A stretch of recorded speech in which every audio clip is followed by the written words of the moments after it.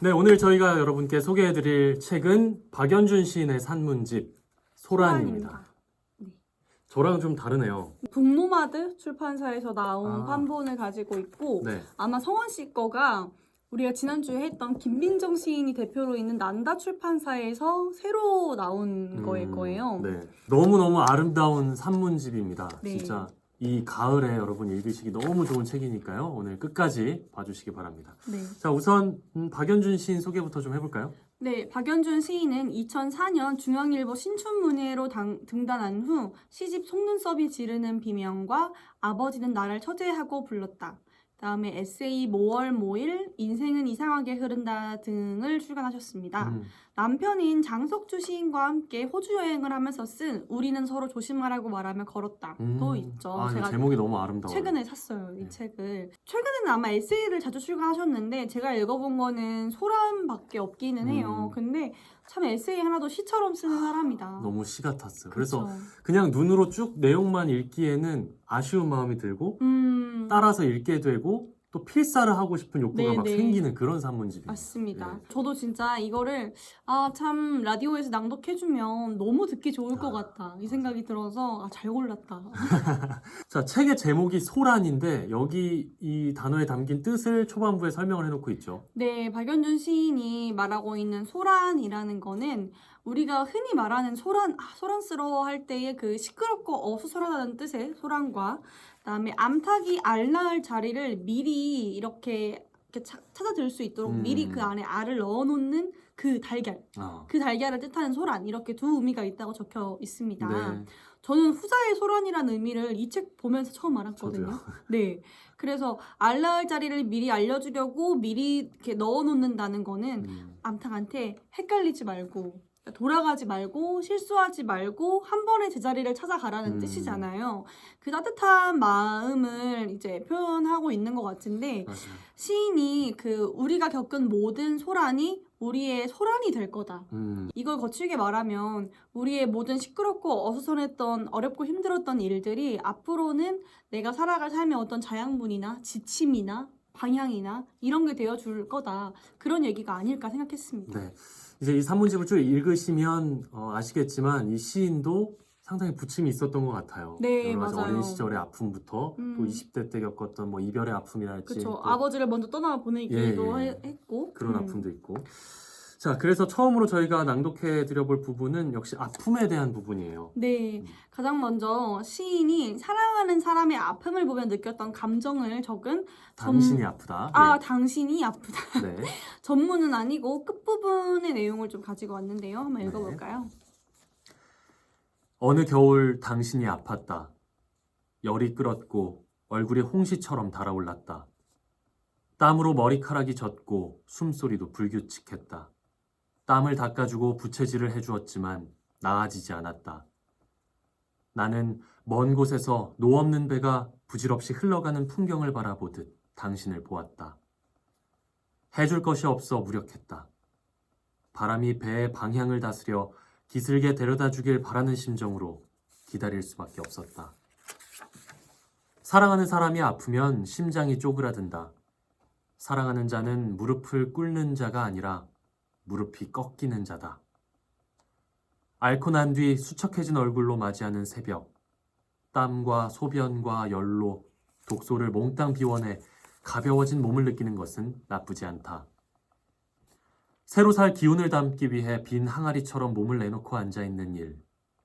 헛헛해진 속을 비집고 솟아오르는 허기와 건강을 돌보겠다는 다짐. 자신에게 고정되어 있던 시선을 창밖으로 돌릴 수 있을 만큼 넓어진 마음. 아무것도 가진 게 없어 평화로운 얼굴. 이 모든 것이 새 것을 데려다 준다. 실컷 아프고 난 당신이 파리해진 새 얼굴과 막 태어난 작은 의욕을 가지고 창밖을 내다볼 때 산다는 것은 의지를 갖고 산다는 것임을 깨닫는다. 아프다는 것은 이겨내야 할 것이 아니라 지혜롭게 겪다 보내야 하는 것이다. 그 다음 새로워지는 것은 선물 같은 일. 그러나 누구도 너무 많이 아프지 않았으면 좋겠다. 네. 너무 좋네요. 네. 사랑하는 사람이 아픈 모습을 지켜보면서 느꼈던 마음을 적은 것 같은데요. 사랑하는 이 마음, 절절한 마음도 그렇지만 저는 아픔이라는 것 자체에 대해서도 굉장히 이 에세이가 잘 표현하고 있다고 맞아요. 생각을 하거든요. 예. 가끔 보면 우리가 몸이 아플 때 약 먹고 주사 맞는다고 해서 바로 낫지 않잖아요. 꼭 며칠 알아야지 회복이 되거든요. 음. 그런 것처럼 이 사랑하는 사람이 아파하고 있지만 달리 시간이 지나가기를 이렇게 바라는 마음 말고는 자기가 더 이상 해줄 수 있는 것이 없을 때 바람이 배의 방향을 다스려 기슭에 데려다 주길 바라는 심정으로 기다렸다.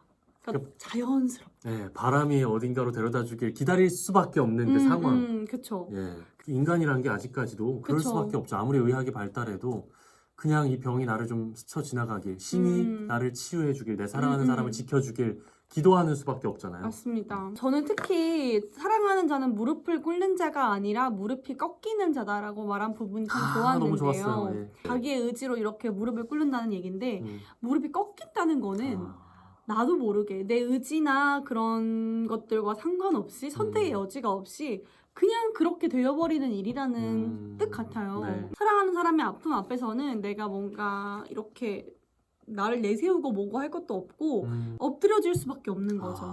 무릎 꿇고 기도해야지 하고 기도하는 게 아니라 무릎이 그냥 꿇려지는, 그쵸. 꺾이는.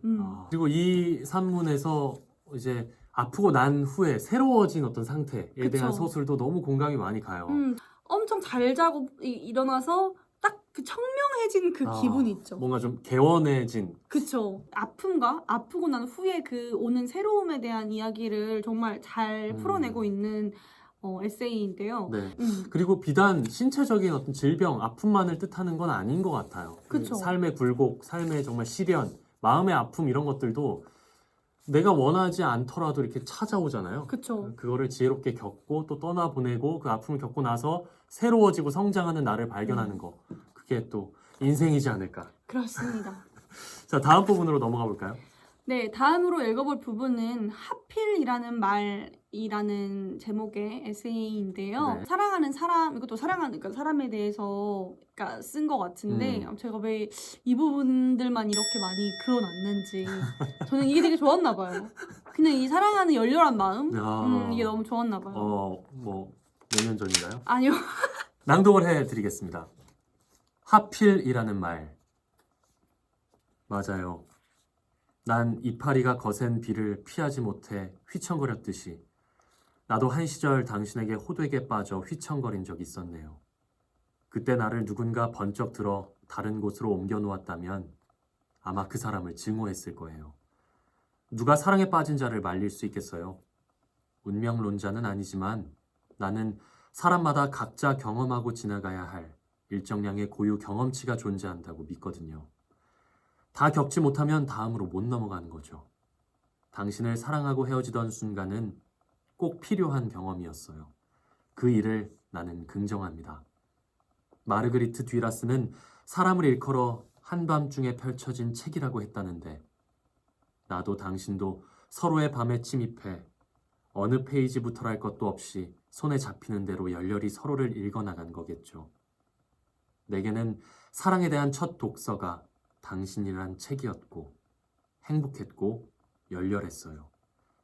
어느 페이지는 다 외워버렸고 어느 페이지는 찢어 없앴고 어느 페이지는 슬퍼서 두 번 다시 들여다보고 싶지 않지만 어쨌든 즐거웠습니다.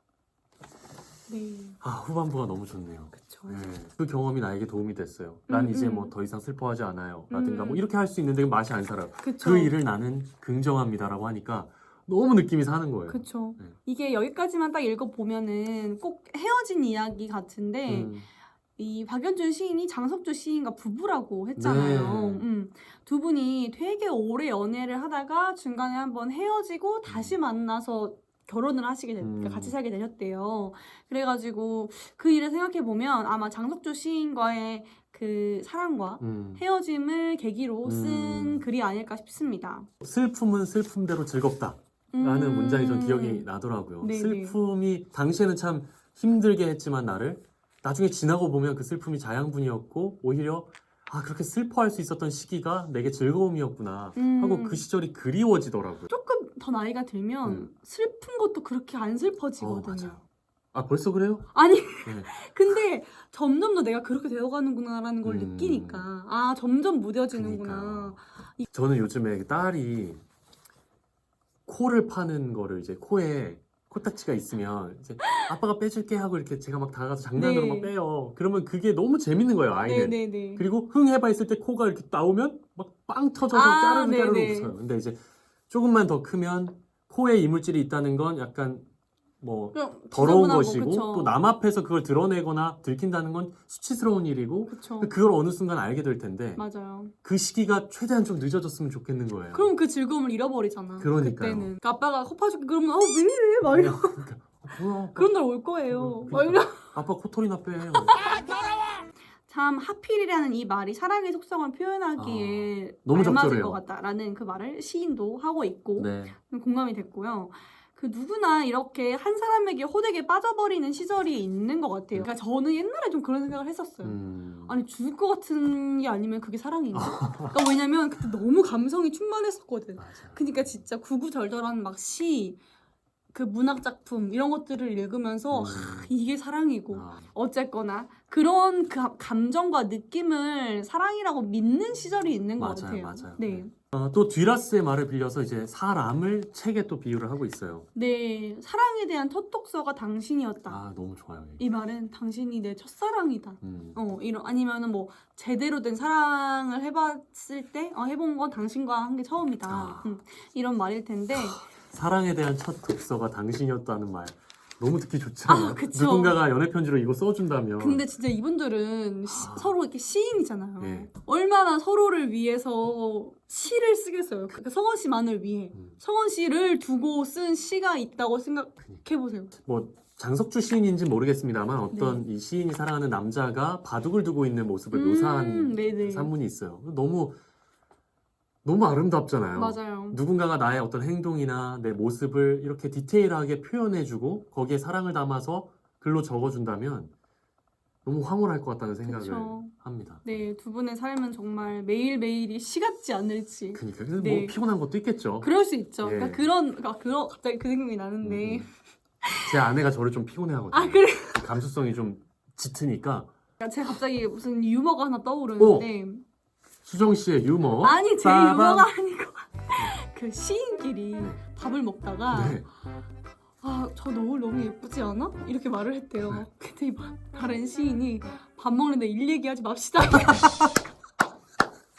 두 분은 매일매일 시 쓰는 게 삶이니까 너무 또 자꾸 일상에서 시 얘기하면 일 얘기하는 것 같아요. 그러니까 저는 그 오스카 와일드가 옛날에 한 말 중에 예술가들은 모여서 돈을 논하고 자본가들은 모여서 예술을 논한다라는 말이 돈이 있는 사람들은 모여서 돈이 있으니까 돈 얘기를 할 필요가 없는 그쵸. 거예요. 예술을 논하는 거야. 그림이 어떻고 예술. 근데 돈이 없는 예술가들은 모여서 예술 얘기를 하는 게 아니라 돈이 없으니까 돈 얘기를 하는 한다는 거죠. 우리가 인생을 한 권의 책으로 봤을 때 여러분이 지금 뭐 몇 페이지쯤 와 계시는지 모르겠습니다만 좀 지금 마음에 안 들고 이 시기가 좀 별로이더라도 다음 챕터에는 뭐 반전이 일어날 수도 있고 그쵸. 또 기쁨이 또 생길 수도 있고 한 거니까 여러분 인생이라는 책을 멋지게 서술해 나가시기 바랍니다.